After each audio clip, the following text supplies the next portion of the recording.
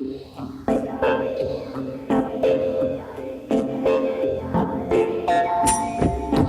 Dreger. I'm Matt Schellenberg. Matt Peters. Brendan Berg. Michael Jordan. Derek Allard. And we are Royal Canoe. It's kind of a dumb name, actually. We had it initially started with just I was kind of had some songs way back in the day, and I needed to come up with a name. And I had such I had the worst ideas. It's even worse than Royal Canoe. Actually, I never even told you guys. One of my friends, this friend of mine, we were kind of sitting around at a bar, and there's just a newspaper article, and we were kind of just trying to think of some names, and she just put her hand on the newspaper and said Royal Canoe for some reason. And I think a member of the royal family was in Winnipeg and was going to the canoe club there or something. Uh-huh. There are canoe clubs. I mean, you might not have known that, but there are. And they, and so she said Royal Canoe, and I thought, okay, sure, why not? So that was the extent of the story. It's that word. Because there is space, even though it may not sound like there's space, but because to us when we're playing, there's enough space that everyone knows where their entry point is. And so, we're not sitting there jamming those ideas out and determining like, okay, you play here and then I'll play there.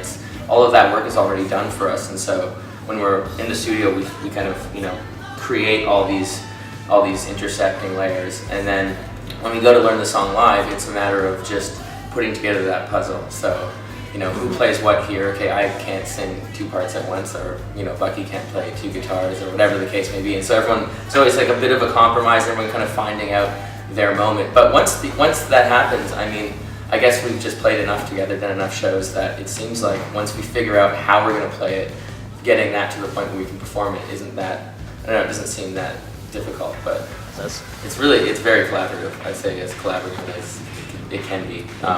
We're all involved in the songwriting and in the writing of the parts. And for us, the parts themselves and the production and the vibe that surrounds the melodies and the chords is just as important, if not more important, than the actual whatever you consider the song. The acoustic guitar and vocal, the campfire version. Yeah. Yeah, because I don't know, like a big hip hop drum beat is just as much a part of a song like ours as anything else. And so if you don't have that part, then the song kind of evaporates, without that arrangement.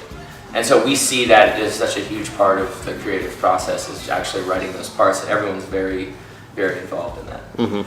There's a lot of preliminary work, like just building shit. Yeah. But actually filming it didn't take very long at all.